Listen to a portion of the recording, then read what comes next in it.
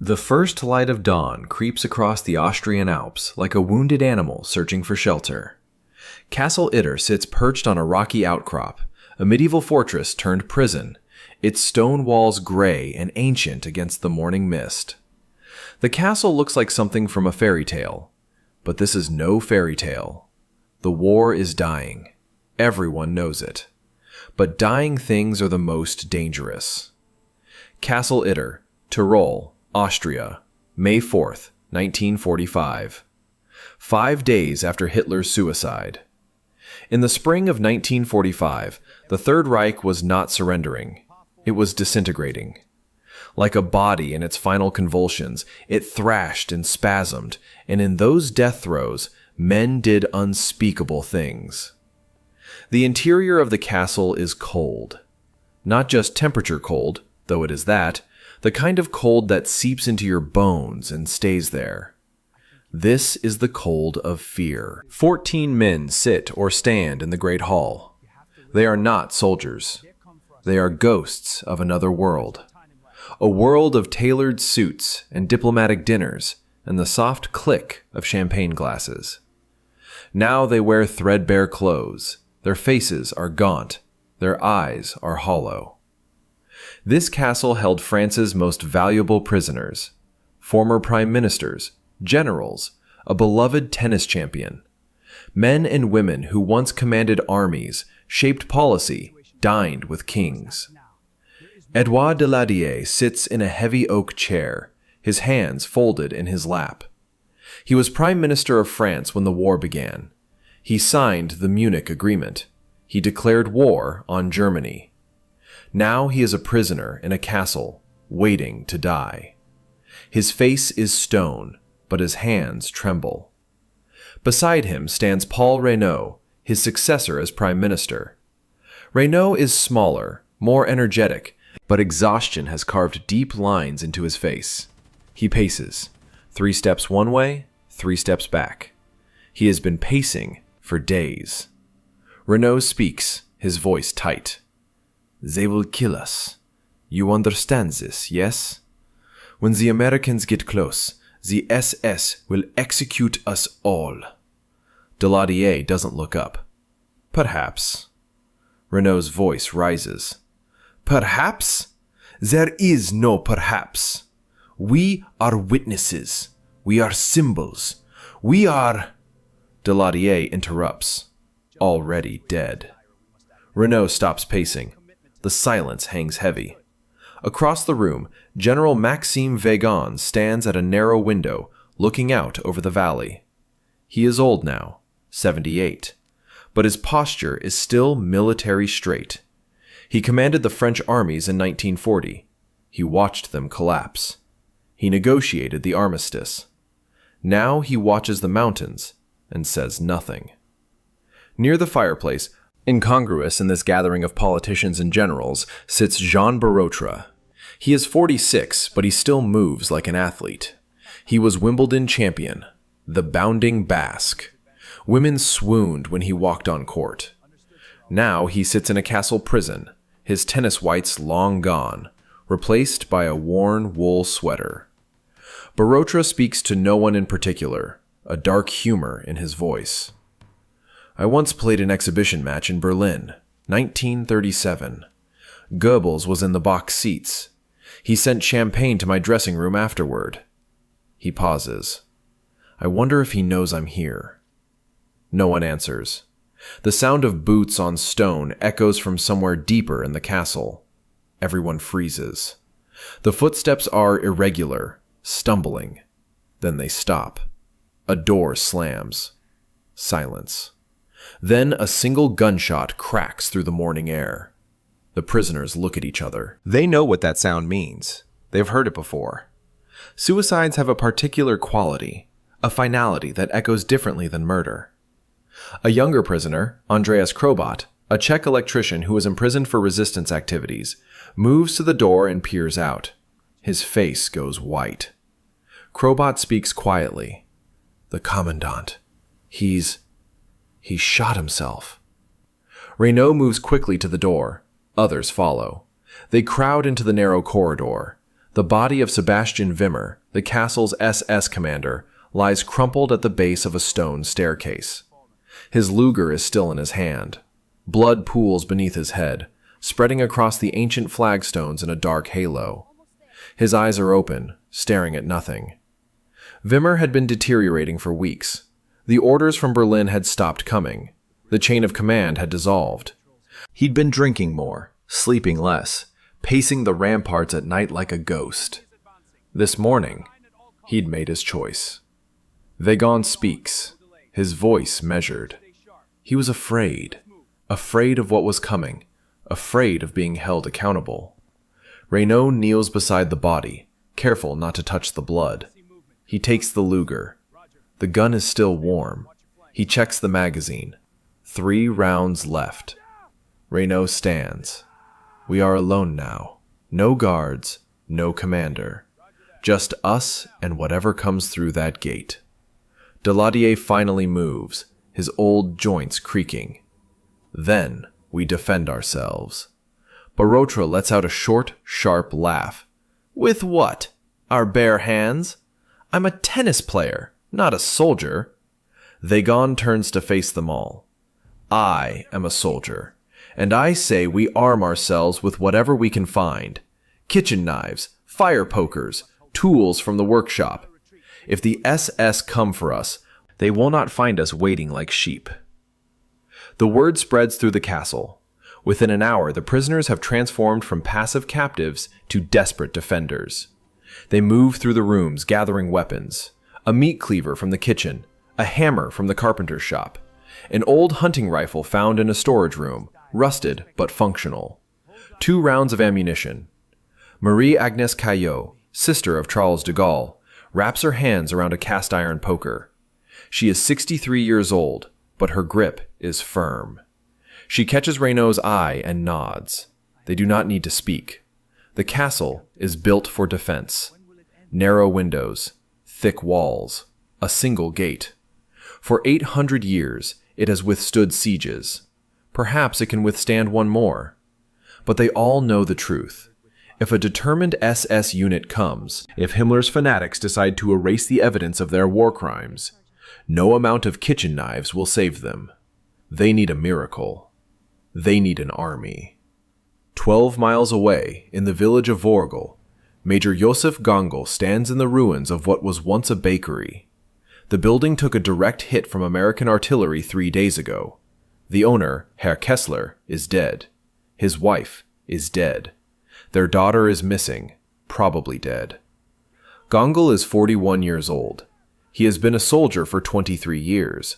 He has fought in Poland, France, Russia. He has won the Iron Cross. He has followed orders. He has done his duty.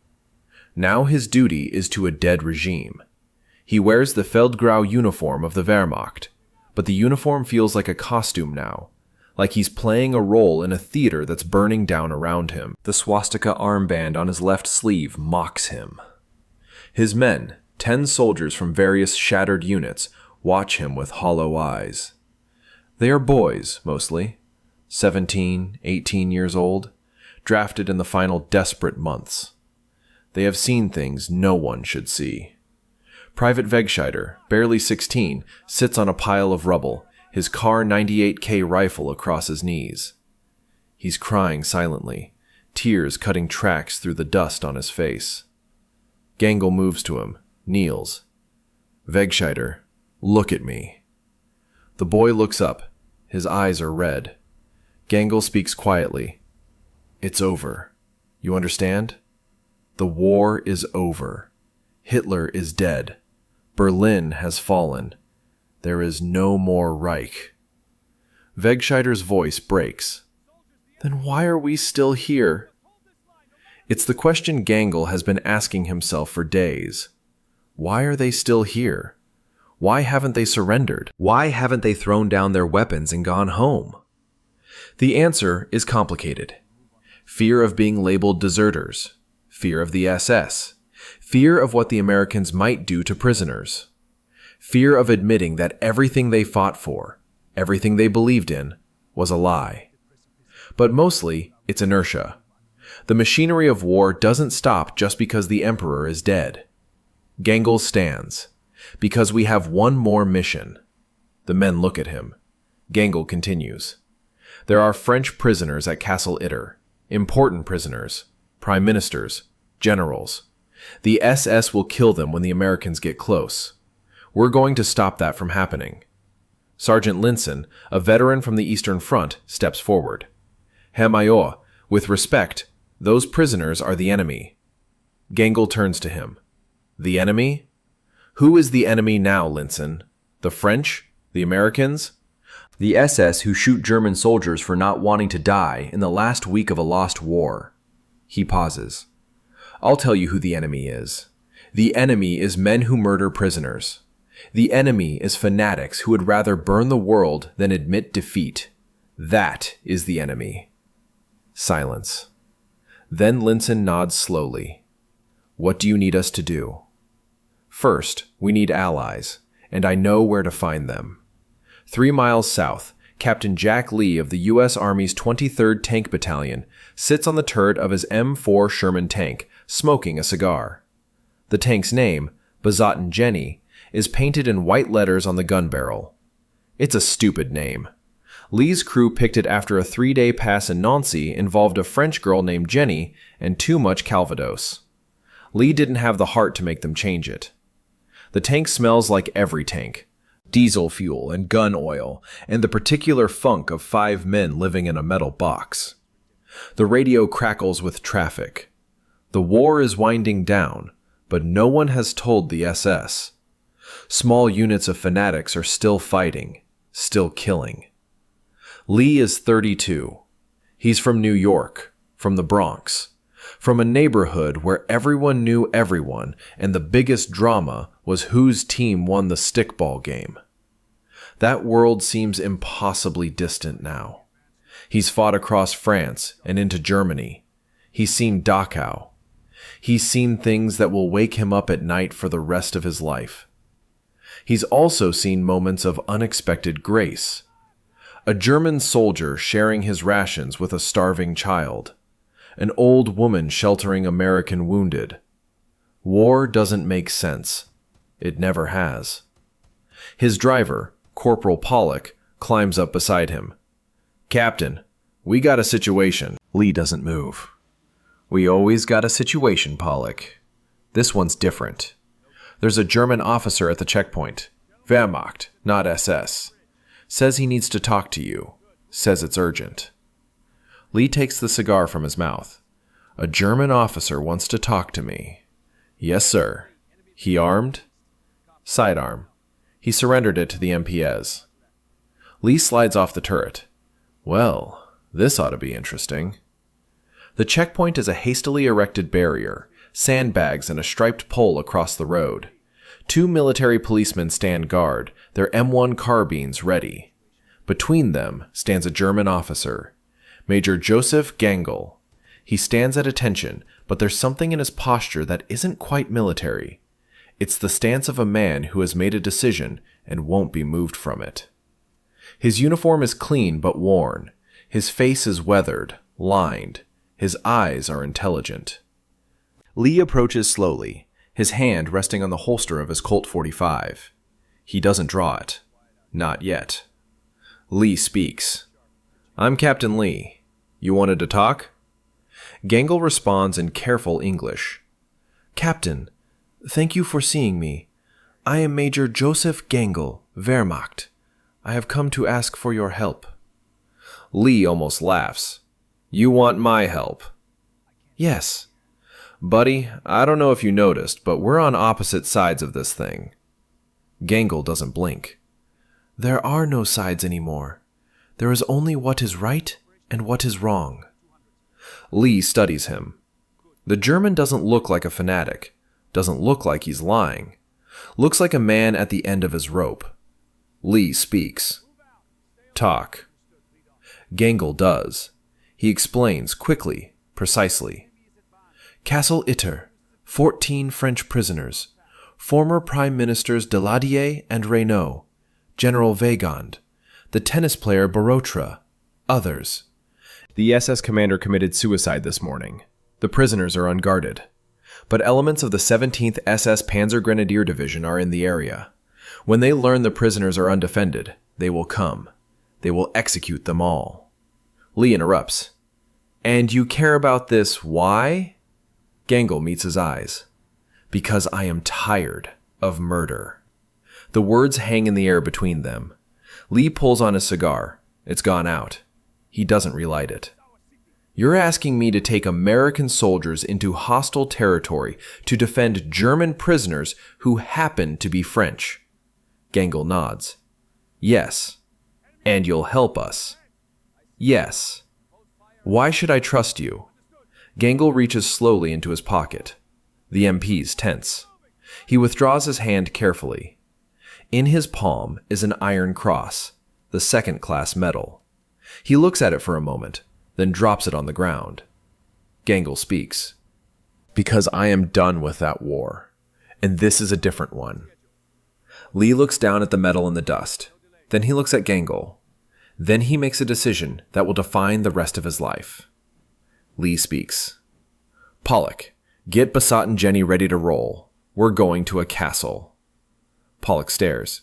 Sir? You heard me. And tell the boys to bring extra ammo. This is going to get weird. The drive to Castle Itter takes 90 minutes. Lee's tank leads, Besotten Jenny's engine roaring as they climb the mountain roads. Behind them, a half-track carrying 10 American soldiers. And riding on the back of the Sherman tank, rifles slung over their shoulders, are 10 Wehrmacht soldiers. It is the strangest convoy of the war. Lee stands in the turret watching the road ahead. Beside him, in the turret basket, Gangl points the way. They don't speak much. What is there to say? Private First Class Bill Rushford, the tank's gunner, breaks the silence. Captain, I gotta ask, are we really doing this? Lee doesn't take his eyes off the road. Looks like it. Fighting alongside Krauts to save Frenchmen from other Krauts. That about sums it up. Rushford shakes his head. My dad's gonna love this story. If we live to tell it. The tank grinds around a switchback. Below them, the valley spreads out, green and beautiful. It looks peaceful. It's a lie. Gangl speaks. Captain Lee, when we arrive, the prisoners will be frightened. They will see German uniforms. You should go in first. Lee nods. Makes sense. And Captain, Gangl pauses. Thank you. Lee looks at him. Don't thank me yet, Major. We might all be dead by dinner. Gangl allows himself a small smile. Then we die for something good. Yeah. Lee relights his cigar. I guess we do. Castle Itter appears ahead, perched on its rocky outcrop like a stone crown. The walls are medieval, built to withstand arrows and catapults, not modern weapons. The gate is closed. Lee orders the tank to stop 50 yards out. He climbs down, walks forward alone. Behind him, Americans and Germans watch, weapons ready, united by necessity and the shared insanity of the moment. Lee reaches the gate and pounds on it with his fist. The sound echoes. A voice from inside, French accented. Who is there? Lee speaks loudly. Captain John Lee, United States Army. Open up! Silence. Then the sound of heavy bolts being drawn back. The gate swings open. Paul Reynaud stands there, a Luger pistol in his hand, pointed at the ground. Behind him, the other prisoners, armed with their collection of kitchen implements and desperation. Reynaud stares at Lee, then at the American uniform, then at the Sherman tank, then at the German soldiers. Reynaud speaks, disbelief in his voice. Monsieur le Capitaine, I must be hallucinating. Are those Wehrmacht soldiers standing with your men? Lee grins. Yeah, it's a long story. Mind if we come in? We're about to have company, and it ain't the friendly kind. Reynaud steps aside. The gate swings wide. The Americans enter. The Germans enter.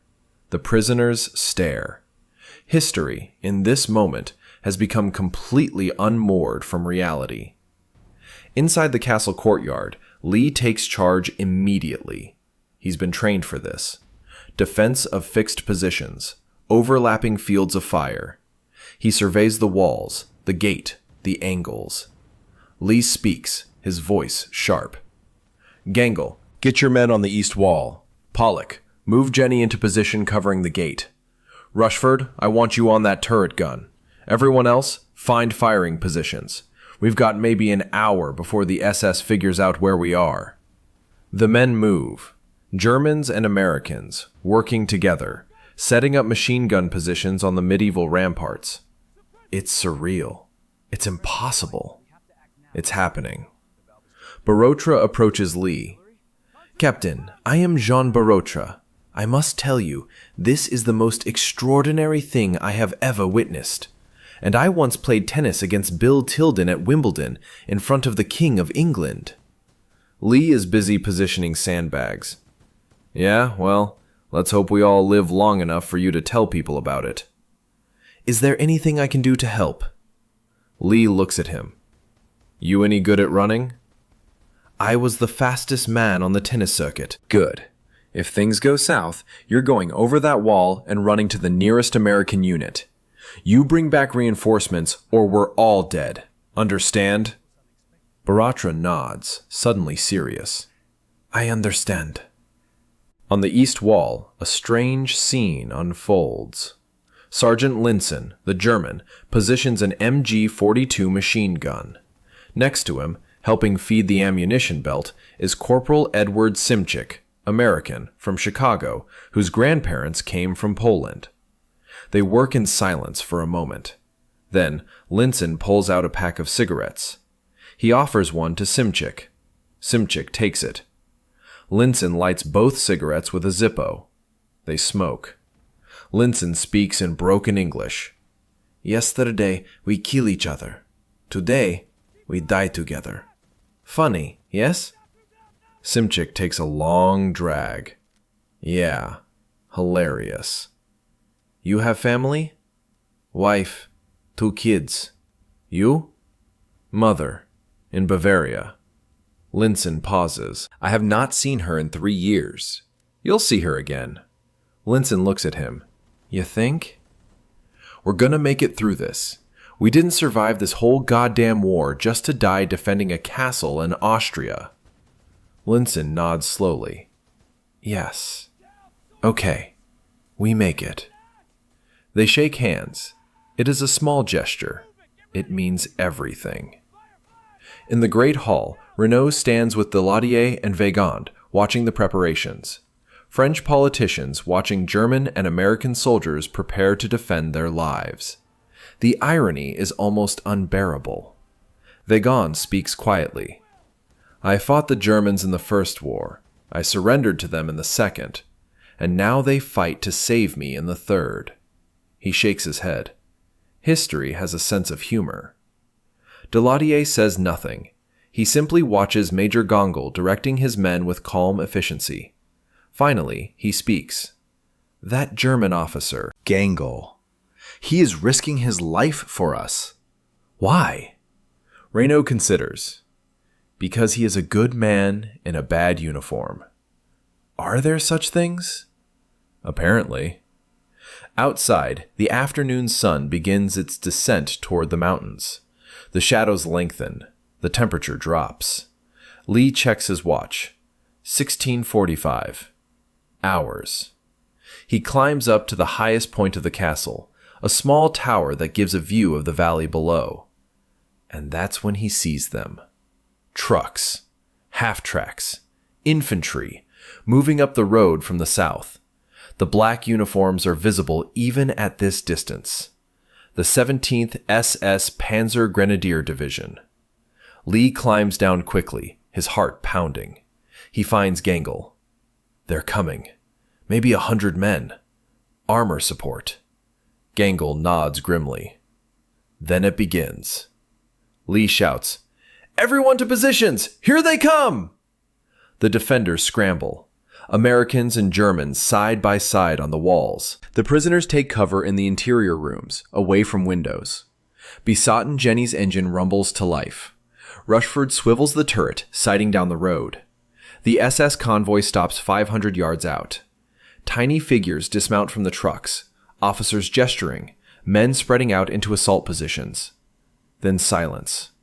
It stretches. Seconds become minutes. No one moves. Lee realizes what they're doing. Waiting for us to panic. Waiting to see if we'll surrender. He cups his hands and shouts down toward the SS positions, even though he knows they can't hear him. "Come on, you bastards! What are you waiting for?" As if in answer, a shell screams overhead. It's an 88mm round from a flak gun they've brought up. It hits the courtyard 20 feet from Besotten Jenny, exploding in a shower of stone and shrapnel. The concussion slams into everyone like a fist. The Battle of Castle Itter has begun. The second shell hits Besotten Jenny directly. The round punches through the Sherman's front armor like it's made of cardboard. The tank doesn't explode, doesn't brew up, but smoke begins pouring from the hatches. Rushford and the crew bail out, coughing, faces black with soot. Rushford yells, "She's done, Captain!" Lee curses, "Fall back to the walls!" The SS infantry begins their advance. They move in textbook fashion, fire and maneuver, one squad providing covering fire while another rushes forward. These aren't amateurs. These aren't teenagers. These are hardened killers who've been fighting since Poland. The MG-42 on the east wall opens up, Linson behind it, the gun roaring its distinctive sound like ripping canvas. Tracer rounds arc down into the SS positions. Men fall, others keep coming. American M1 Garans crack from the west wall. The semi-automatic rifles pour fire into the attackers. More SS soldiers go down, but they keep coming. An SS trooper makes it to the base of the wall, hurls a stick grenade. It arcs over, lands in the courtyard, detonates. Simchik screams, grabbing his leg. Shrapnel has torn through his calf. A German soldier, Private Wegscheider, the boy who was crying in the rubble, runs to him. He rips open a first aid kit, begins wrapping the wound. Simchik grits his teeth. Simchik gasps. "Thanks, kid." Wegscheider doesn't speak. His hands shake, but he works efficiently. The wound is bad, but not fatal. On the south wall, Lee fires his Thompson submachine gun in controlled bursts. The gun bucks against his shoulder. Shell casings tinkle on the stone. Below, an SS squad is trying to position a machine gun. Lee's burst catches 2 of them. They go down. But more keep coming. Gangl moves along the walls, calm in the chaos, directing fire, encouraging his men. He pauses beside an American private, barely 19, who's frozen in fear. Gangl speaks gently. "What is your name?" The private stammers. "Mitchell, sir." "Mitchell, you are doing well. Breathe. Aim. Fire. Breathe. Aim. Fire. Yes?" Mitchell nods. He takes a breath, aims, fires. An SS soldier staggers. Gangl pats his shoulder. "Good." Again. The attack intensifies. The SS brings up mortars. Shells begin dropping into the courtyard, the explosions deafening, shrapnel singing through the air. Stone chips fly from the walls. The medieval castle is tough, but it wasn't built for high explosives. A mortar round lands near the gate. The heavy wooden doors shudder. Another round. The doors splinter. Another. The left door breaks off its hinges, crashes inward. The gate is breached. Lee sees it. Gangl sees it. They both know what it means. The SS will pour through that gap, and it's over. Lee shouts, "Concentrate fire on the gate! Don't let them through!" Every weapon turns toward the breach. The MG-42, the Garans, rifles, pistols, even Reynaud with his Luger firing from a window. The volume of fire is immense. The first SS soldier through the gate is cut down immediately. The second, the third. Bodies pile up in the opening. But the SS keep coming, climbing over their dead, fanatical in their determination. An SS officer, distinctive in his peaked cap, appears in the breach, waving his men forward. Lee aims carefully with his Thompson. Fires. The officer spins, falls. But the pressure is relentless. The defender's ammunition is running low. Gangl's MG-42 gunner shouts, "Last belt!" Lee's Thompson runs dry.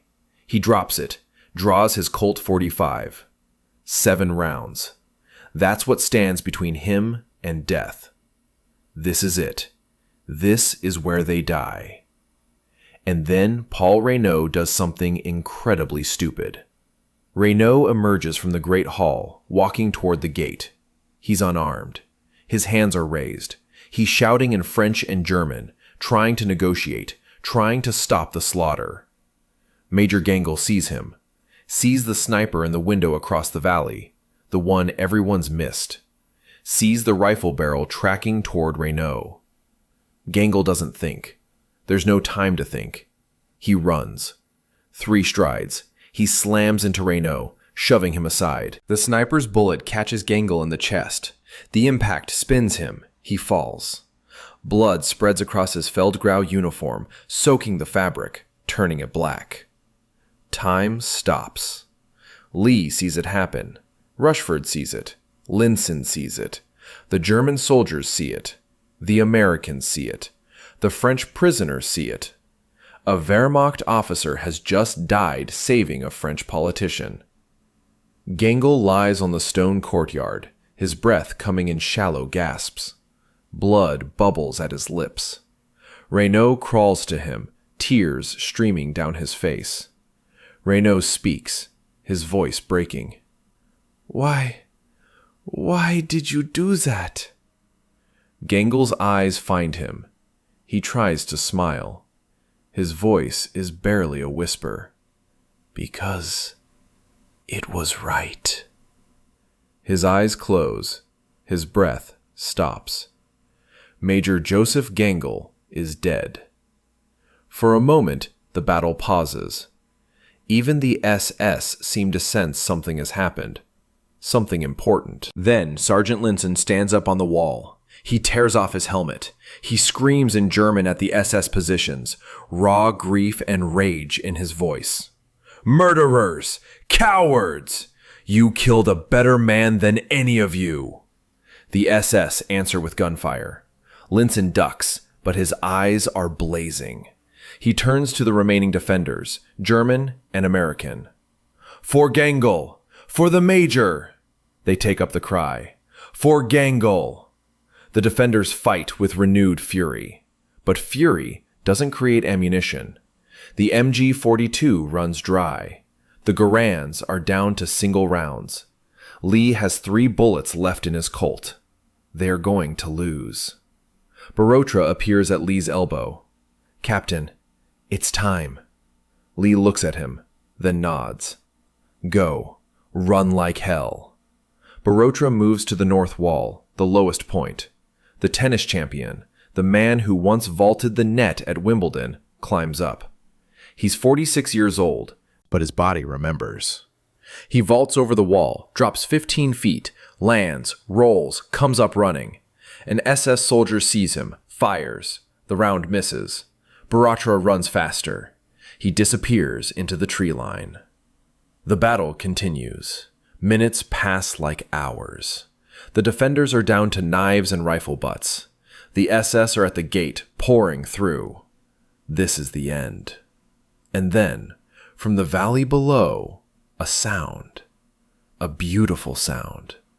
The rumble of diesel engines. Many diesel engines. The 142nd Infantry Regiment, United States Army, has arrived. The lead tanks crest the ridge, and suddenly the SS positions are taking fire from behind. Heavy machine guns, tank cannons, the full weight of an American armored column. The SS break. They scatter, running for the woods, abandoning their weapons, their dead, their attack. Within 10 minutes, it's over. The courtyard of Castle Itter is silent, except for the ringing in everyone's ears. Smoke drifts. The smell of cordite is thick. The stones are pocked with bullet holes. Besotten Jenny sits, a smoking wreck, and in the center of the courtyard, covered with a German officer's coat, lies the body of Major Joseph Gangl. Lee sits on a pile of rubble, his hands shaking. The adrenaline is draining away, leaving him exhausted. An American colonel approaches, stares at the scene. Americans and Germans standing together, wounded from both sides being treated by the same medics. The colonel speaks. "Captain Lee, what the hell happened here?" Lee looks up at him. His eyes are hollow. "History happened, sir. That's what happened." Later, as the sun sets over the Alps, the survivors gather in the courtyard. The prisoners, alive. The American soldiers, alive. The German soldiers, disarmed now, but treated with respect. Daladier stands over Gangl's body. He removes his own coat, thin as it is, and lays it over the German officer. It's a gesture, a symbol. Wehrmacht salutes. It's a French military salute, crisp and formal, to a German officer. Renaud kneels. He places his hand on Gangl's chest. "I will tell your story. I promise you. The world will know what you did." Lee watches. He thinks about all the men he's killed in this war, all the Germans, all the enemies, and he thinks about this one German who died for something good. Rushford appears beside him. "Captain, they're asking what we should put in the report." Lee doesn't answer for a long time. Then he speaks. "Put that on May 5th, 1945. American and German soldiers fought together against the SS. Put that a good man died. Put that for one day, in one castle, the war made sense." Will they believe it? I don't care if they believe it. It happened. The prisoners are evacuated that night. They shake hands with their rescuers, American and German both. Baratra, who ran 5 miles through enemy territory to bring reinforcements, embraces Lee. No words. None are needed. The German soldiers are taken into custody, but they are treated well. They are, after all, heroes. Major Joseph Gangl is buried with full military honors in the village of Vorgl. Both American and German soldiers attend the funeral. Renaud delivers the eulogy. He keeps his promise. He tells Gangl's story to everyone who will listen, for the rest of his life. The Castle Itter is repaired. It stands today, a museum, a monument. A plaque commemorates the battle.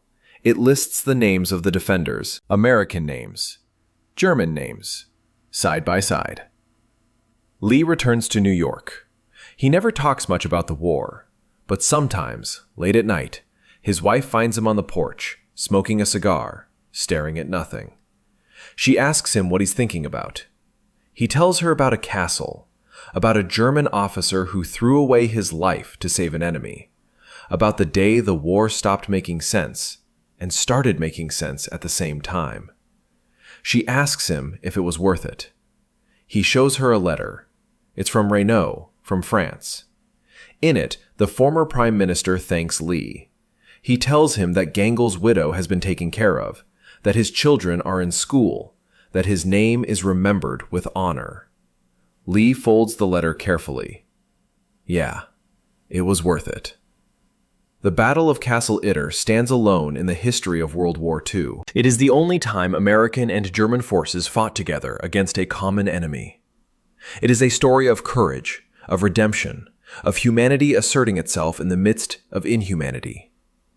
It is the story of the strangest day of the strangest war. It is the story of the day the world went mad, and somehow, in that madness, found something pure. Joseph Gangl gave his life so that others could live. He was a German officer in a war started by madmen. He could have followed orders. He could have looked away. He could have saved himself. Instead, he chose to be a hero. And in the ruins of the Third Reich, in the ashes of a world consumed by hate, one man proved that even in the darkest times, goodness can still shine through. The war ended 3 days later. Germany surrendered unconditionally. But for the defenders of Castle Itter, the war had already ended. It ended the moment an American captain shook hands with a German major. It ended when enemies became allies. It ended when Joseph Gangl fell. Some battles are fought for territory, some for ideology, some for revenge. The Battle of Castle Itter was fought for something simpler and infinitely more important. It was fought for the idea that some things matter more than uniforms, more than flags, more than history. It was fought for the idea that in the end, we are all just human beings trying to do what's right. And on May 5th, 1945, in a castle in Austria, that idea won.